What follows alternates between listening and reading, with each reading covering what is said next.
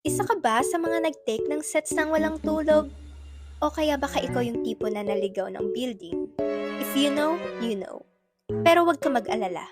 Isa ka sa karamihang may unforgettable moment noong set season. Dahil sa nakakayamot na pag-review, pag-take ng exam, at pakikipagsapalaran kasama ang libo-libong mga estudyante tuwing sets, ang mga karanasan natin mula noong set season ay tiyak na babaunin natin hanggang sa ating pagtatapos at higit pa. Kaya samahan nyo kami magbunyag ng mga kwento mula noong set season. Ikaw, anong kwentong set mo? Siguro the night before I took the sets, nag-breakdown ako.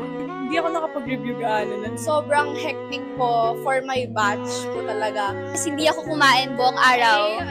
Kaya, yon para medyo na yung sa math, medyo hindi ko, yun na nagbablank yung mind ko kasi wala akong kinain.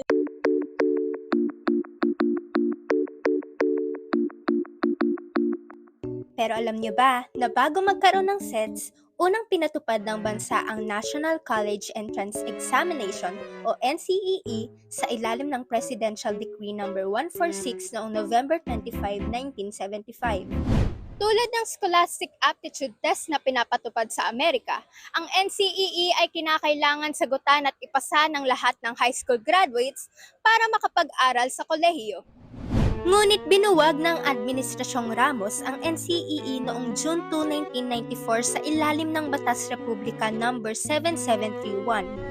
Sa pagkawala ng pambansang pagsusulit, inilunsad ng iba't ibang universidad sa Pilipinas ang kanilang college entrance exams, kabilang ang UPCAT, DCAT, ACET, USTET at iba pa. Sa mga nakaraang taon, dulot ng COVID-19 pandemic, sinuspinde ng mga universidad ang kanilang sets na benchmark para sa pagtanggap ng mga aplikante. Kasabay ng pagbabalik ng face-to-face classes, nagpapatuloy ang mga universidad sa pagsasagawa ng sets para sa pagpasok ng susunod na akademikong taon. Sa kasalukuyan ay ongoing na ang application for college admissions for academic year 2024 to 2025 sa Ateneo, UST at UP habang wala pang updates applications para sa DLSU. Upang makapagbahagi ng makukulay na mga kwento mula noong set season, kami ay nag-interview ng mga estudyante na nakapag-exam na at mag-e-exam pa lamang. Halina't alamin ang kanilang mga kwentong set. Siguro the night before I took the sets, nag-breakdown ako. Kasi medyo overwhelming kasi sobrang daming topics I need to catch up on. So, gabi yung mental fortitude po, no? Pero, tanong ko lang po, masasabi mo po ba sa sarili nyo na prepared ka po nung upkat po? At to be honest, a year ago, before mag-upcat, sabi ko, sure na ako. Nakabili na ako ng libro and everything.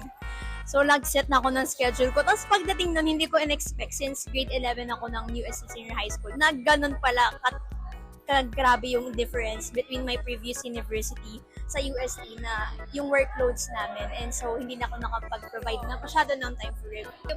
Ako po, yung memorable experience ko po is siguro nakram po namin yung pag-review. As in, parang hindi ako nakapag-review gaano nun. Kasi po, before nun is finals po namin sa UST. Tapos next day po is yung set nga po na assign sa amin. So parang bahala na lang po si Lord. Ang nalala ko lang po noon, sobrang hectic po for my batch po talaga. Those weeks po with the USTET era, upcut season po yun. Tapos, PETA week.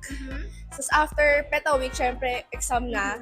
Tapos, USTET pa po. So, sobrang hindi po namin kinakaya that day. May naka-interview nga po kami na sunod-sunod nga daw po yung exam. Talagang parang kultura na po pala yan sa UST. Yes po, parang kultura na talaga na lagi kang tambak everyday.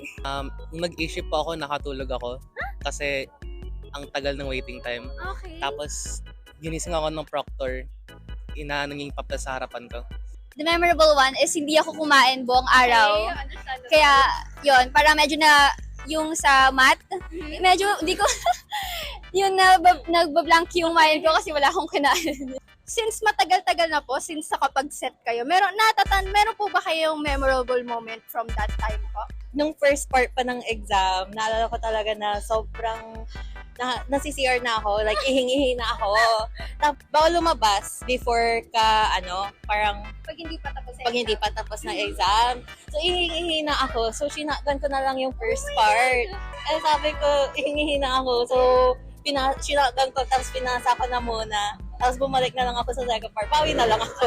Babawi na lang po sa iba. Bawi naman ako. Nakapasa naman ako ng USD. Okay, so hindi advisable yung stock knowledge. Hindi po. Unless matalino kayo, nakikinig kayo sa klase. Hindi siya advisable. Meron po ba kayong tips na mamibigay sa mga incoming set takers o kaya sa mga tulad nyo na sunod-sunod yung exams na tinitake? Manifest lang po siguro. Ako po manage your time well na lang po, ganun. Siguro po, huwag kayong kagaya sa amin. Huwag kayong mag-cram. Ang realization ko kasi nun sana nag-aral ako ng maaga talaga. Like, siguro summer pa lang nag-aral na ako. Pero since tapos na nga yung summer, so advice ko lang talaga, if you had the time, at least review. Yes po. Kasi yun nga ang sinasabi nila, may contingency plan ka for everything. Bukod sa review centers, meron ka po bang mga preparations na gusto nyong gawin para ma-ensure yung pagpasa mo po sa mga universities? Mag-aral po ng mabuti. Yun lang naman po. Would you do this again kapag sets na 2 weeks lang yung pagiging time mo? No, obviously not. Kailangan ko talaga ng mahabang time for preparation para ma-achieve ko yung dream university ko. Ngunit dahil sa pandemya, mayroon ding mga estudyante na hindi nakaranas ng sets. Kasi kami po yung mga first batch of students na pandemic. So parang sobrang imposible na mag-organize ng yung mga university na ma-entrance exam kasi nga may risk na baka magkandahawaan. Oo, tsaka sa case din kasi kapag grades lang ipapasa kasi ngayong college na-realize ko na hindi lahat ng teacher or prof pare-parehas ng grading system. Like yung iba sa kanila compassionate na bibigyan ko yung ganito yung estudyante ko kasi pumapasok araw-araw. So yun, parang hindi mo talaga pwedeng gawing basis yung grade lang para makapag sa university. Pero mayroon din na pumasa sa hindi lamang isa, kundi 7 prestihiyosong institusyon noong sets. I'm Aldrich Hines Alvarez. Ang mga napasa ko po ay Holt International Business School, Bentley University, Ateneo de Manila University, University of the Philippines, Los Baños, De La Salle University, Manila, FEU Institute of Technology, Mapua University. Yung college ko ngayon is Ateneo de Manila University. Mga grade 10 pa lang ako, nag-start na ako pero hindi ganun ka-intensive. Aware kasi ako sa sets and marami din sa school namin yung mga upperclassmen na parang nag-a-advise na dito pa lang mag-start pa kayo review centers and starting early. Yung struggle ko lang is, syempre, it's obvious na kapag you're reviewing, having a hard time naalalahanin yung mga inaral mo dati. I mean, it's normal kapag nag-review ka, it's impossible na parang alam mo na yung re-review mo. What's the point of reviewing kapag alam mo na, diba? If you're gonna improve, of course, that means you're gonna have some struggle din sa i-improve. It's part of your growth or it's part of the improvement. Ano yung advice mo para sa mga magte-take ng sets this year? Start early.